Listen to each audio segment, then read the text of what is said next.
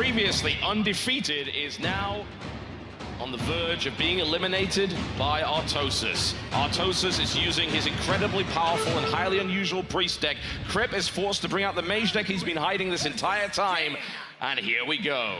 That's right, this is the first time this deck has been revealed in the tournament. We have seen all the decks from everyone else. This is the last one that we have to talk about. And this is a very, very, very quick deck if it can get off the ground. Yes, yeah, it is designed for an awful lot of nuke and doing an awful lot of damage, but not just with spells, yeah? It's not like Rekful's deck where it's like you gotta kill him with spells. This has got synergy and early protection. He's got mirror image, something that the other mage decks in this tournament didn't have. He has arcane missiles and Mana Worm, which is, again, a great combo. And he also gets to go second. If he pulls a Mana Worm here, that's great for him. He didn't, but you know, he can hold on to the coin for potential play there as well. Sitting on 2 Sorcerer's Apprentice, so he's going to get a lot of cheaper stuff. That Ragnaros isn't coming out anytime soon, I'm afraid, but there you go. And he also has 2 Pyroblasts, which is more than most of the mage decks in this tournament had. Oh, brilliant. That's exactly what he wanted right there. Man. Absolutely fantastic. Okay, so this Here's play, the combo. Yeah, the coin is going to be a spell as well, which is going to buff that Mana Worm to 2/3. Then he can potentially throw out Mirror Image. No, he's actually going to wait. Oh, this is good, because what he's doing is, if there is a Shadow Word Pain, which there is, he would have just lost a 3/3 rather than a 1/3. Exactly. Really, really smart there, and not burning off that combo. It's a very tempting thing to do, of course, but yeah, he did the right thing there. He baited out the Shadow Word Pain, and he's totally fine with that. Out comes the 3/2 Ooze, so that's fine for him. And Artosis has got nothing. I mean, he literally cannot do anything, so he's going to just burst a few melons down there, I think, and out comes a Pyroblast, again, not that helpful, but we could see Mirror Image come out here, certainly, for the sake of it. You don't necessarily have to, because there's nothing to really protect against at this stage. Yeah, well, let's see here. Yeah, I mean, he can just kind of slam in for some damage, to be honest. Just get 4 damage out on the board and not have to overextend anything, and that's exactly what he's going to do. I wonder if he wants to hold on to that coin for the Azure Drake next turn. That would be pretty good. Yes, I have to think that that's what's happening. Whoa! Artosis is getting starved right here. There's so little he can actually do. He's just healing himself back up and just trying to buy time until he actually gets the cards that he needs. All right, let's see if he coins. Another Mana Worm comes out. That is pretty good. We can see the same combination come out here. Let's see, Mana Worm, he's thinking about it. I wonder if he's just also thinking about that as Azure Drake as well, because he can get it. Yes, yeah, he absolutely can.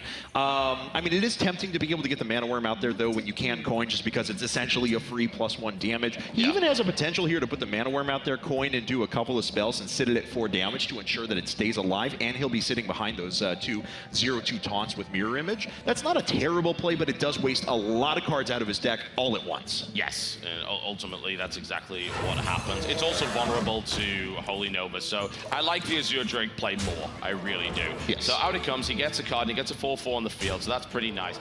Artosis has got to start pulling into things, and maybe not that, though. Yeah, this is not great. I mean, if he only Novas, he only takes out 1 creature. He does heal himself back up for 2, but he's still going to take a big hit from that Azure Drake. And all the while, Kripp just keeps sitting and gathering cards, gathering cards, gathering cards. I think maybe he has to Holy Nova. He's got to buy himself a little bit of time here. It's either that or he just heals himself and takes the damage because he really doesn't want to use Holy Nova like that. But I think, yeah, Holy Nova is going to happen. So he does that and heals himself back up a little bit, gets that out of the way, and now, of course, goes to Kripp's hand. A Dark Iron Dwarf comes out, very nice. Water Elemental, Mana Worm available there as well for combinations. Admittedly, you would love to be able to actually start using some Frostbolts, but there's no creatures on the board for that to happen. So out comes the Mana Worm. Let's see what the follow-up is. A Water Elemental, nice and safe play. I like the fact that he's holding on to his spells, and he can use them next turn and then attack, because if you, otherwise going to make that a target. Alkany's Soul Priest. This is really interesting. We obviously don't see this all that often. So this would actually turn his hero power heal into a 2 damage spell, which is quite cool. That's not bad, because you could throw that out and he could kill the Azure Drake. I mean, his other possibilities are going for the Holy Fire, but there's no good target to this. If he takes out the Azure Drake, it's only at 2 health. If he takes out the Mana Worm, there's still 7 damage on board, and he can't kill the Water Elemental with it. So he's kind of caught between a rock and a hard place. Yeah. I think Alkany's Soul Priest into the damage is probably the best call he currently has. He may not want to put it out there because protecting it could be very difficult, but regardless, it may be the best option he's got right now. All right. Well, he's considering, and he is actually just going to go for the Holy Fire. Yeah, I mean, that's going to gain him 5 health. It takes a big threat off the board, but of course, he didn't want to have to use it right there. Well, I mean, you could see the resignation in his face, like, yeah, I wanted to use Holy Fire on something better, but ultimately, you don't get the best case scenario all the time. You've got to play to your strengths. Okay, a Sorcerer's Apprentice. Man, that's going to be absolutely fantastic. That can mean a turn 7 Pyroblast if he wants to play that. We'll see if he wants to do that. He wants to protect himself instead. Okay. Oh, and that was really smart. You see what he just did? He ensured that Drake stood at 4 health, or I'm sorry, 4 attack once again, so it can't be removed. Exactly. He didn't push it higher than that to make sure that the priests didn't have the ability to do the Shadow Word Death. I mean, it's an advanced play right here from Krip, and he's in a fantastic spot this game. And once again, I mean, there's single target removal here in Holy Fire for Artosis, but he doesn't have a lot of follow-up options. I mean, obviously, he's not going to commit anything big to the board right now. Jenny Soul Priest doesn't do as much. The silence is nice, though. Yeah, I mean, that's really the best option I think he had right there. And then play the Injured Blade Master just for the sake of it. Neutralizes a lot of damage and also potential damage from spells coming in next turn. So that's totally fine. Blizzard comes out, so a little bit of healing possibility. He doesn't have any spell power on the board anymore. Otherwise, that would have actually killed everything that his opponent had. So it's unfortunate he wasn't able to keep his Drake around. But the Sorcerer's Apprentice is a possibility too. There's a lot he can do here. He's got everything he needs. Yeah, honestly, he could just Blizzard, ping one of those minions away, and then swing in for 8. That's a totally acceptable play, especially because he's getting up in the Pyroblast range now. Sorcerer's Apprentice is going to allow him to play Blizzard and Frostbolt at once if he would so desire. Yep. And it looks like that's what's going to happen. All right, well, he's going to actually use Frostbolt on his opponent. We know that this deck actually does involve some degree of nuke down, but this is powerful. The thing is, the Pyroblast's right there. This is that turn 8 kill that his deck was actually talking about here. Admittedly, Holy Fire may end up ruining that, but there's so many minions on the board. It's just probably going to kill him outright there. Yeah, this is ugly. I don't actually see a way out of this. No, neither do I. Looks like he uses Power Word Shield, gives him a little health back on that minion, and he draws just another Injured Blade Master. And I'm sorry, but that's not going to cut it. No, it absolutely is not. The Pyroblast is sitting there, and I think that Artosis knows, considering he just ate a Frostbolt. It's like, oh, right, you're throwing those at me? Okay, you want to kill me on turn 8. And this Holy Fire, and that still doesn't matter.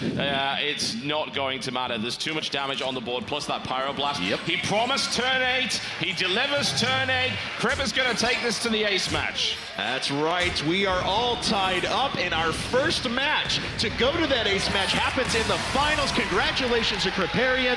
We're going to our last game.